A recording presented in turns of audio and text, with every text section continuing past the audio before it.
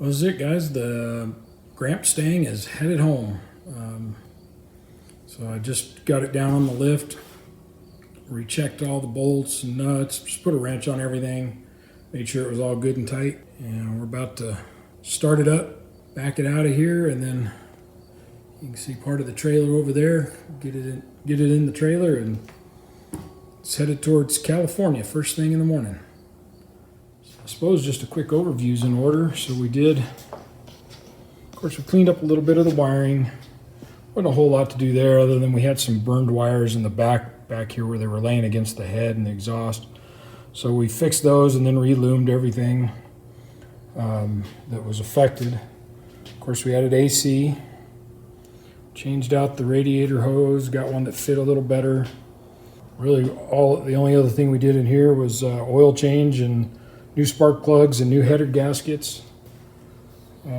We just had a few little leaks, so all that's done. Oh, we added header locks for the bolts. That's about it on that. And then on the outside, we added a green stripe. So it's got a nice pinstripe on it now. We fixed this fender where it had the crack in it up here. So basically the whole, it got blended and then the whole bottom part of the fender got re-cleared. What else have we done? We, of course, redid the trunk.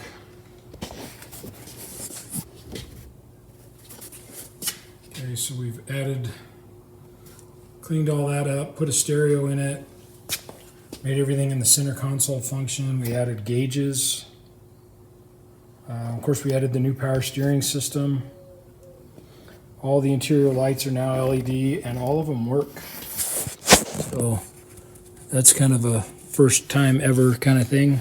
We redid the seats. They're all nice leather. We mimicked the original look, but they've got some bolsters, and then we've got green thread in here to kind of bring some of the color from the outside in.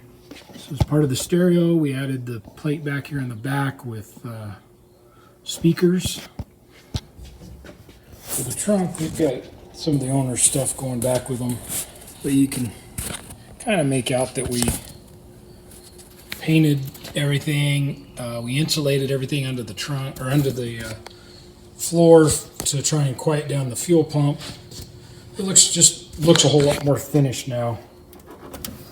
And of course, we fixed all the brakes. They actually work now. Car stops really well, has a good alignment. And it's actually still sitting on the lift here a little bit. It sits about 2 inches lower than this when it's on its own. So let me put